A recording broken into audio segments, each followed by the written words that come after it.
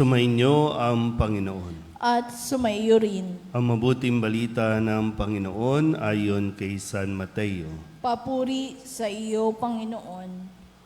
Noong panahong iyon, sinabi ni Jesus sa kanyang mga alagad, "Kung magkasala sa iyo ang kapatid mo, puntahan mo siya at kausapin ng sarilinan.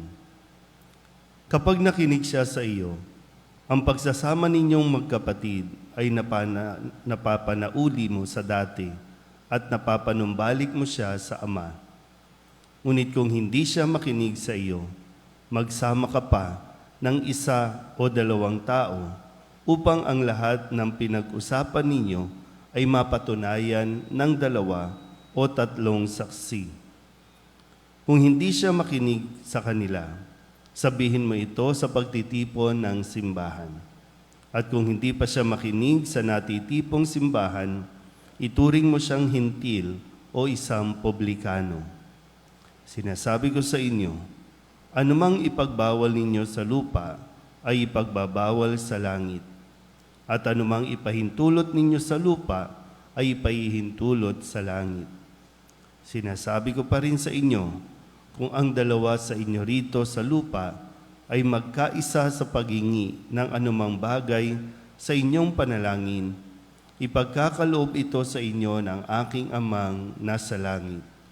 Sapagkat saan man may 2 o 3 nagkakatipon dahil sa akin, naroon akong kasama nila." Ang mabuting balita ng Panginoon. Pinupuri ka namin, Panginoong Hesukristo. Isang mapagpalang umaga po sa inyong lahat. Ngayon po ay Miyerkules ng ika-19 na linggo sa karaniwang panahon at ating pong ginugunita ang kapisahan ni San Maximiliano Kolbe, isang pari na nag-alay ng kanyang buhay para sa kaligtasan ng iba. Si San Maximiliano Kolbe ay isa sa mga nakulong nung panahon po ni Hitler, no, yung mga Nazi na tinatawag doon sa camp. At nung may papatayin na isang tao, inialay niya at mas parang binolunteer niya yung kanyang sarili na siya na lamang ang patayin. At doon din ay naipakilala niya ang pananampalataya ng nakagaya ng ginawa ng ating pong Panginoong Hesukristo, na siya namang nagtuturo din sa ating pong sa ngayon kung paano tayo mas magkakaroon ng isang maayos na pamumuhay sa araw-araw, dahil hindi naman tayo nabubuhay ng tayo lang, tayo po ay nakikisalamuha. Hindi lang kung kanino, no? Sa loob ng tahanan, nakikisama tayo. Sa paglabas mo ng tahanan, sa mga kapitbahayan, sa barangay, pagpunta mo sa eskwelahan, pagpunta mo sa opisina, at kung saan man, meron tayo laging pakikipag-ugnayan.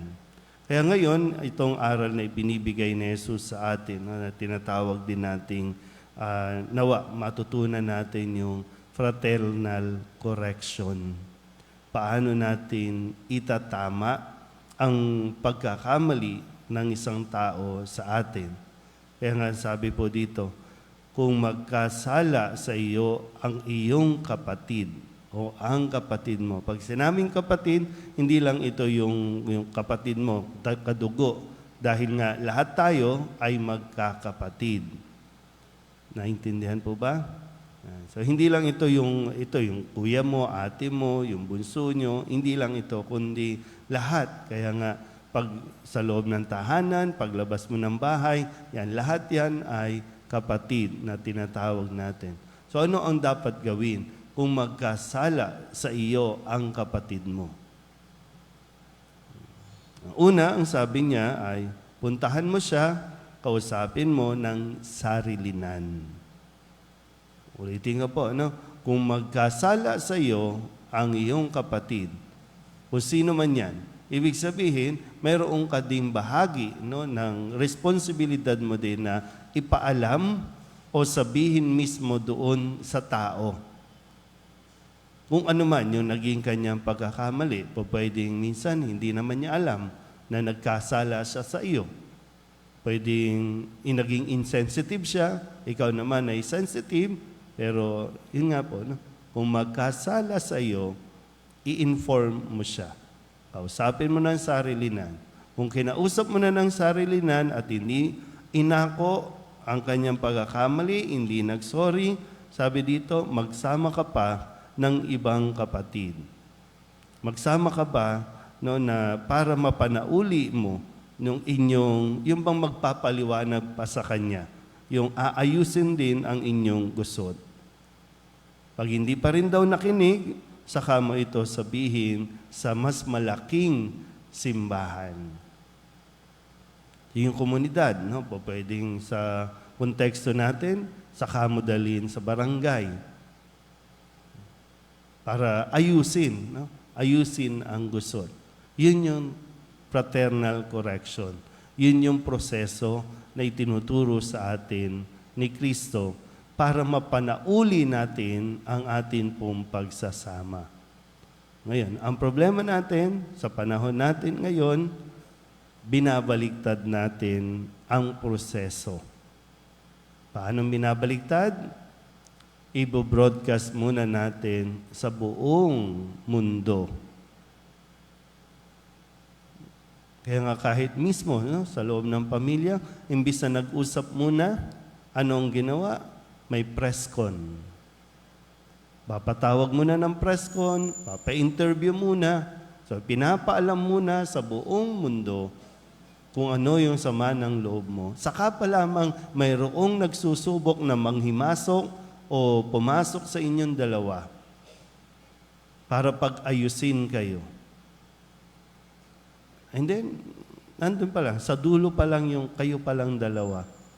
Pero kung sa umpisa pa lang, inayos mo na, ay di tahimik ang buhay. Kaya lang, gusto natin minsan maging sikat pa tayo, maging usapan pa tayo, maging viral pa ang pag-aaway natin. So, hanggat di natin sinusunod ang proseso na ibinibigay ni Jesus, hindi talaga manunumbalik ang ating pong mga ugnayan. So, gusto ba natin talagang maging maayos at manumbalik yung ating mga relasyon? Pakinggan natin si Jesus. At pag-aralan natin kung paano natin i-apply ito sa sarili nating sitwasyon. Amen?